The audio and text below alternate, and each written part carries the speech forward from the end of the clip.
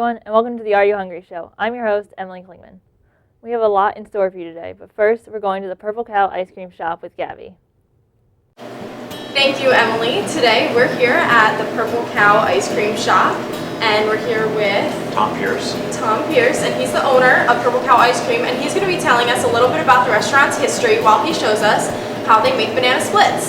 So, can we get started? Sure. Awesome. Sure. We've had this shop for 5 years, a little over 5 years now. Okay. And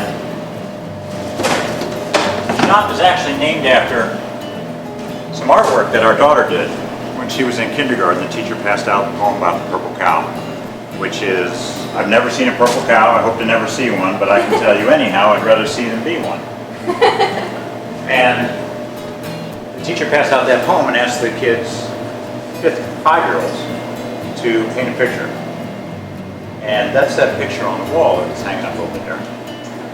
And that's what the shop's named after. And when did you decide that you wanted to, open your own ice cream shop? Well, we'd talked about it years and years ago, but there was an ice cream shop in Lawrenceville at the time, and we didn't want to open up another ice cream shop in Princeton or someplace. We wanted to be here in Lawrenceville. One of the reasons we want to be in Lawrenceville is because we're close to Lawrenceville School, we're close to Rider University, there's wonderful neighborhoods around here, and we've lived here for 30 years. So this is where we wanted to be. Our daughter, at the time we originally thought about it, she was too young for us to really leave her. So it was many years later, she was a senior in high school, getting ready to go off to college when we opened up the shop, so the timing was much better. Now let me ask you a question. What kind of ice cream do you want on your banana split? What kind? Standard split is vanilla, chocolate, strawberry. Okay. But we have 24 flavors. They're all excellent. You can put anything you want on there. Okay. Can we put mango on it? That's terrible. But yes, we can.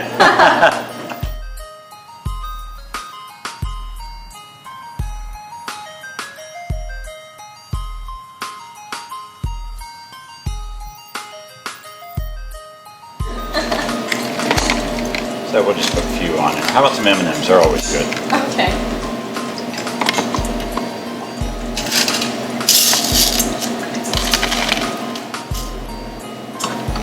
Fill up all the nooks and crannies.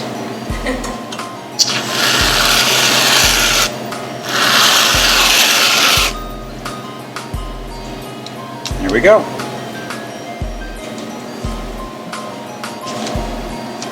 For you. Thank you. All right, so now that we have this awesome banana split here, I'm gonna try some.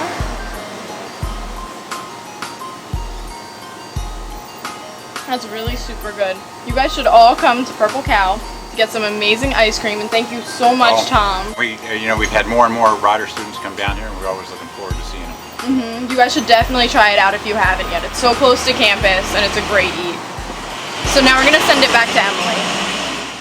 Hi, and thanks Gabby for a wonderful treat. Make sure to bring me back one. Today I'm here with Emily Ritter, who was the 2013 winner of the Top Chef competition. Now, Emily, can you tell us about your dessert that you made? For the desserts, I decided to make a cheesecake, but not just a plain old cheesecake. It was a Reese's cheesecake. Wow. So there was both Reese's in it and on it. So, yeah. So how did people like it? Obviously you won, but what were some reactions? I think people liked it. I did have the upper advantage, being that I had the dessert, and the other two competitors had more of like an entree type dish. Yeah. So, of course, everyone loves sweets. Gotta love it. Yeah, they kept coming back for more, so I think they liked it. That's awesome. So can you just tell us about how you keep cooking? Because it's a hobby for you. Mm-hmm. So how do you balance that with college life and being an athlete? Well, food's really important, like when you're an athlete, because you have to eat the right things, and it is hard when I lived on campus because I had a meal plan and went to dailies. Yeah. But now that I moved off campus, I cook all my meals. We do a lot of food prep at our house, and I just cook all my meals now, and I really like it. So Emily, can you tell us about how you got into the competition? Like, how did you enter? Well, initially, I used to bake a lot with my dad when I was younger, so he forwarded the email to my dad about the competition, and he sent me back like our family cheesecake recipe, and so I put the Reese's with it for like a little twist. But I just entered the recipe through the Rider page, and I got a phone call back in a few weeks saying that I've been selected to be one of the top 3 people to compete in the competition. So it was really cool.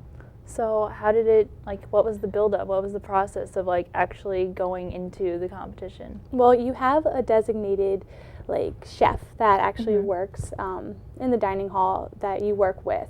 And so you kind of partner up. You'll meet up a few times before the competition to discuss the recipe and, like, pretty much how I want everything to be done.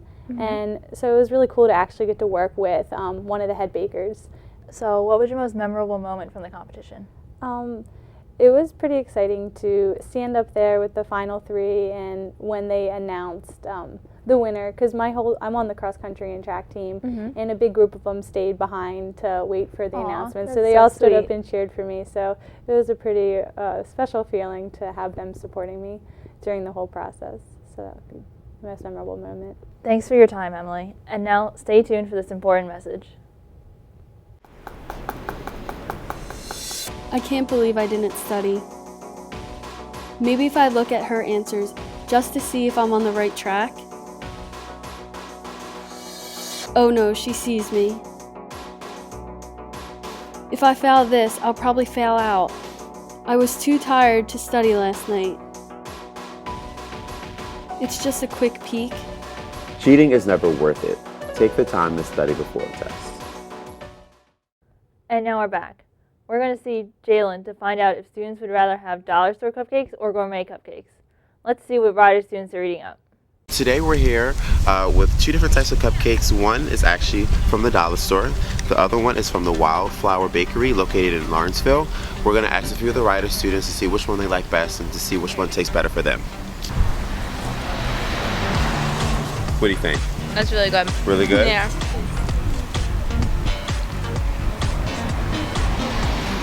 That's really good. Let's check it out.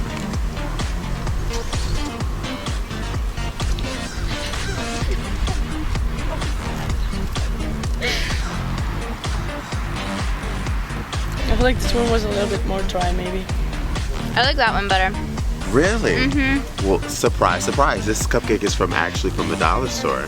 Really? Yup. And that's from the bakery. Wait, is there something wrong with it? No, you just gotta. I can't tell you which one's which. I'm gonna say I like the first one better. The frosting made a difference, definitely. And This has a better consistency, but I like that flavor. That one's definitely better.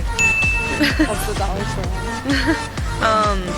Yeah, it's more moist and I don't know, it has more flavor to it. This one tastes kind of stale. so you like this one better? Probably that So this one wins. Yeah. The cheaper one. That's from the dollar store. The other one's from a bakery. Oh, good. I thought the dollar store was good. I like this one better. The first one. That one's from the dollar store. And the second one is from a bakery. And it was like, what, $3 per cupcake? Are you serious? Yeah. So the results are in. We've asked about 8 students which cupcake they're gonna like better, and it seems like the cheaper cupcake won. So I guess the Rider students like cheaper things, but we won't let them know that. Thanks, Jalen. Now we'll be right back after this quick break. Whether you're looking to pick up a quick snack to go, a frothy shake, golden fries, a fresh garden salad, crisp and crunchy chips, a freshly grilled sandwich, made-to-order pasta, oven-baked pizza, a portable lunch, delicious sushi, or a cool drink to wash it all down, there's only one place to go without having to leave campus. Choose Cranberries. Before we close our show, Carly is whipping up a very delicious sweet treat that is sure to impress and save students a buck. Thanks, Emily. I'm here with Sam, and she's going to teach us how to make a delicious dessert. What do we have today, Sam? Today we're going to be making this delicious and inexpensive creme brulee. It's a French dessert, which actually means burnt cream. So what are the ingredients here? The ingredients we need is 1 vanilla bean, about a cup of sugar, half a cup of jelly, 6 egg yolks, and 1 quart of heavy cream. How are we going to begin this? Alright, the first thing we're going to do is we're actually going to split the vanilla bean in half. And the reason why we're doing this is because we want to release the vanilla seeds that are in there. And those Okay, Sam. Now that we put the seeds in the whipping cream, what are we gonna do next? The next step, we're actually going to put the entire vanilla bean into the heavy cream. And then we're going to bring this over to the stove and we're going to put it on medium to high heat. Yeah. And how long will that be on the stove for? It'll be on the stove until the entire carton of the cream is brought to a boil.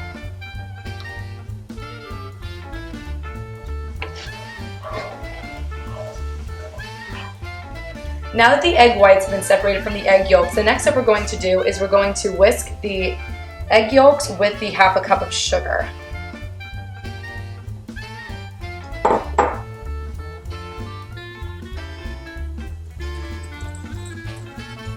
Okay, now that this is complete and whisked, we're now going to add some nice blueberry fruit spread into these ramekins to give the creme brulee a nice sweet flavor. Yeah. And how much do we put on these? About 1/4 of an inch would be a very good amount because you don't want it to overpower the nice creamy texture that the heavy whipping cream and the vanilla bean is going to add. Now the cream is boiling, what we're going to do next is we're going to remove the vanilla bean. Because I don't think anyone wants to find that as a surprise in their creme brulee. Okay, and then after that we're going to bring this over to the counter and we're going to slowly pour it into the egg yolk and sugar mixture that we were working on before.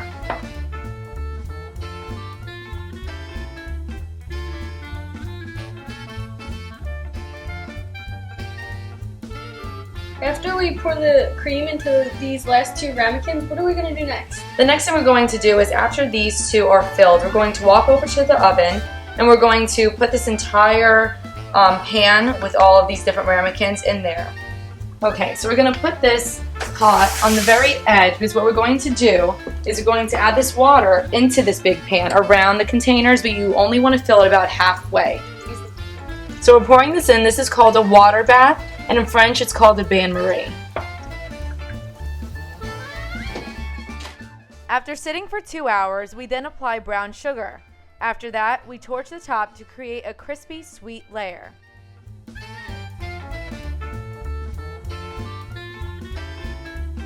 Bon appetit!